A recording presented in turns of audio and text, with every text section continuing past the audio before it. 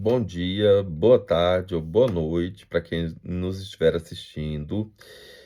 E eu gostaria de falar sobre um tema que não está tão na moda, que costuma ser colocado em segundo plano, que é o transtorno de personalidade esquizotípico, mas que traz intenso sofrimento para toda a família. Porque a pessoa ela age de uma maneira muito estranha quando ela tem esse transtorno. Parece uma esquizofrenia, porque eventualmente ela tem uns surtos psicóticos, mas não fecha para nada, a família vai trabalhando, trabalhando, muito difícil. Tem pacientes meus que foram fechar diagnóstico depois dos 20 anos. Era tratado como esquizofrenia, mas não é uma esquizofrenia. Embora tenha os delírios, eventuais até alucinações, mas são as alucinações diferentes, umas alucinações de grandeza, de poder, é um transtorno muito místico. O principal representante conhecido desse transtorno é o Raul Seixas, isso. Inclusive, eu fui ver algumas músicas dele e ele teve um sofrimento imenso. Eu vou até colocar, misturar arte com informação e vou colocar um pedaço de uma música dele, que é Sapato 36, para vocês ouvirem o quanto foi dramático para ele a situação com o pai, tá? Alexa, tocar Sapato 36. Sapato 36 de Raul Seixas no Amazon Music. Alexa, volume máximo.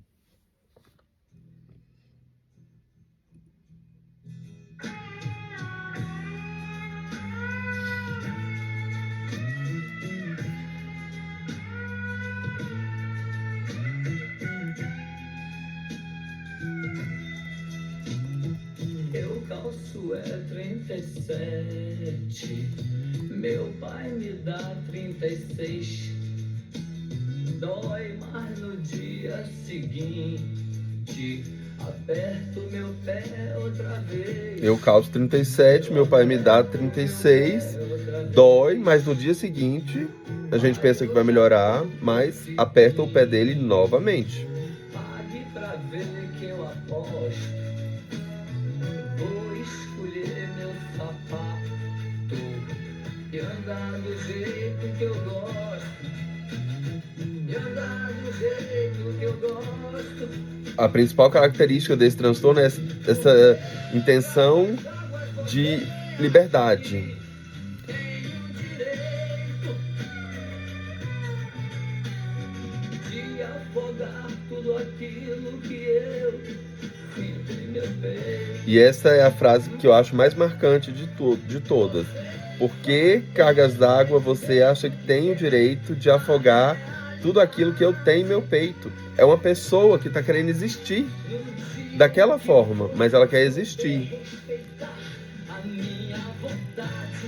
E aí agora ele fala que o pai só vai ter o respeito dele no dia que souber respeitar as vontades dele. Alexa, desligar. Então, assim, é uma pessoa que se sente desrespeitada, e muitas vezes é. Por quê? Porque é uma pessoa extremamente inteligente. Alexa, desligar.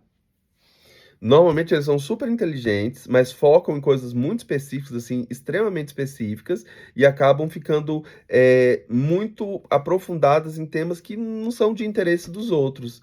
Então acabam sendo ignorados, maltratados, diminuídos como pessoa, afogados os sentimentos deles.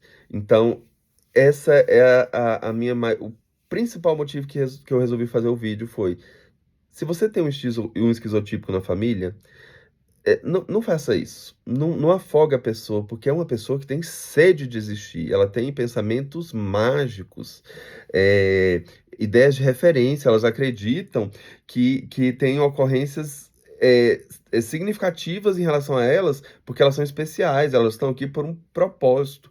E quem pode provar que não é, né? O Raul Seixas, por exemplo, eu acho que é um dos maiores cantores da década dele, com esse pensamento mágico que ele colocou em todas as músicas, né? Então, assim, até para entretenimento, o pensamento mágico é interessante, a gente gosta de ouvir, né? É, é raro, não é tão comum. Eles cursam muito com poderes paranormais, paranoia, se acham perseguidos. Isso é um pouco perigoso, porque são pessoas que ficam muito ressentidas, são afogados em casas e são muito paranoicas.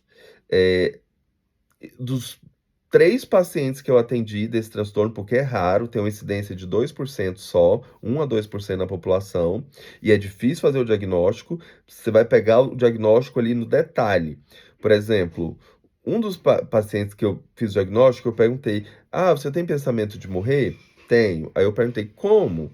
Aí ele me falou: Eu vou comprar cogumelo suficiente para minha extensão corporal para morrer dessa forma. Entende que é um pensamento muito abstrato, muito mágico. E o outro paciente que eu atendi foi mais desafiador ainda. Parecia muito esquizofrenia por causa do pensamento paranoico e da dificuldade de socialização. Tem muito. Não tem amigos, não tem confidentes, até porque tem muito julgamento, né? Eles não conseguem lidar com esse tanto julgamento. E aí, esse eu fui pegar num detalhe mesmo. Ele falou assim: eu bebo. A mãe falou: é porque ele tá fazendo uma dieta que ele viu na TV e que bebe água de manhã e ele perdeu muitos quilos. Eu, gente, coisa interessante. Como é que é isso? Não tem alguma crença? Tinha uma crença. A crença dele, mágica, era que beber água pela manhã o faria emagrecer. Provavelmente ele fez uma dieta junto, acabou emagrecendo, né? E esses pacientes, eles continuamente saem da realidade. Então, é o único transtorno de personalidade em que você tem que obrigatoriamente medicar. Precisa de antipsicótico. É, como é que a gente vai pegar esse transtorno?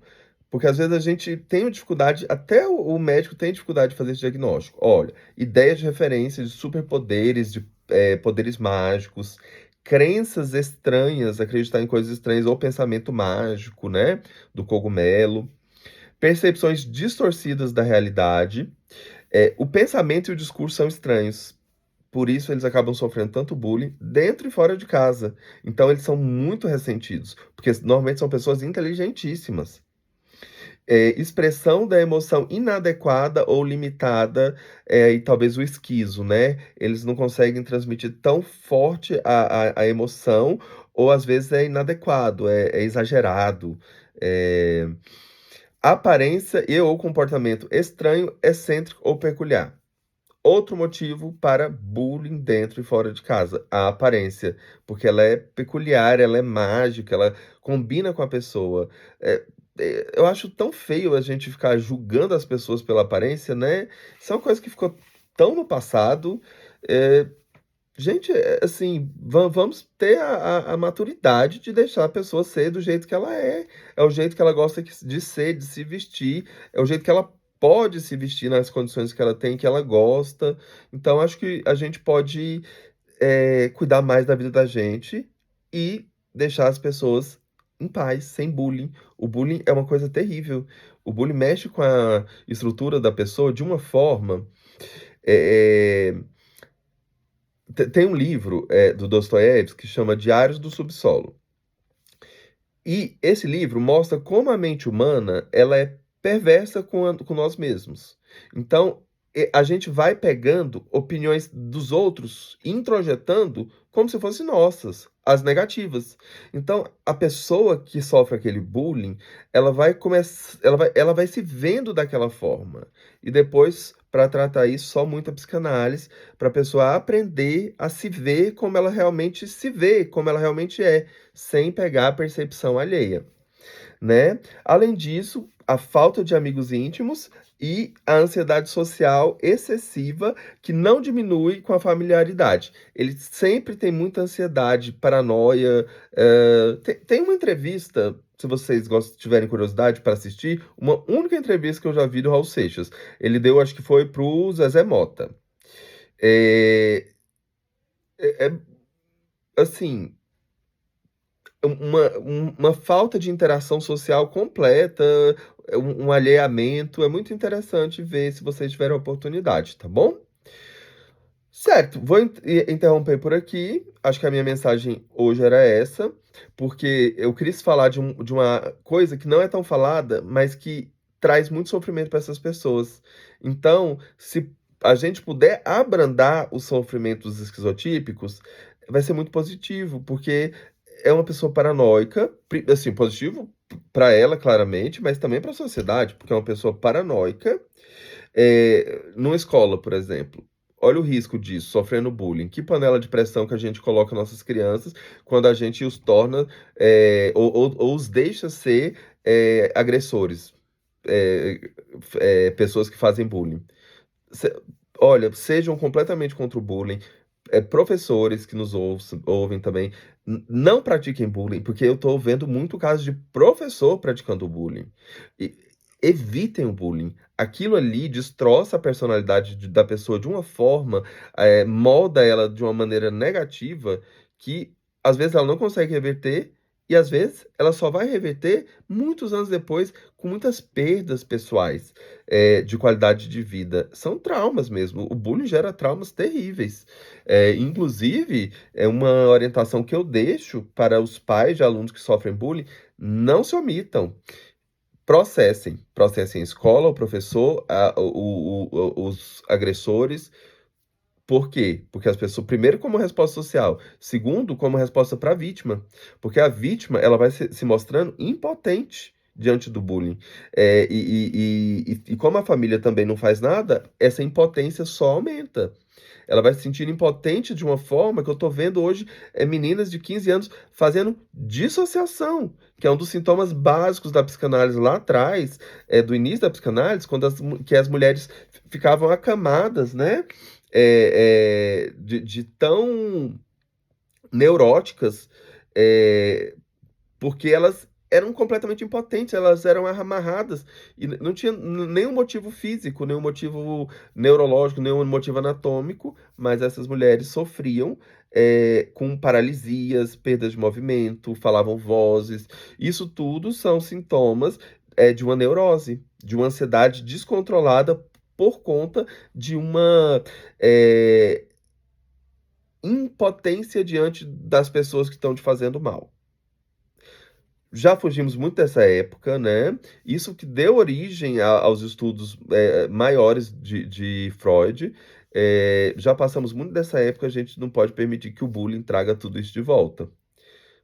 Atenção com o bullying, atenção. Ele pode ter resultados terríveis e perversos, certo? Um abraço, obrigado pela assistência, por estarem me assistindo. Fico muito feliz para quem chegou até o final e quem foi até o meio também, e quem só começou. Muito obrigado, viu? Um abraço.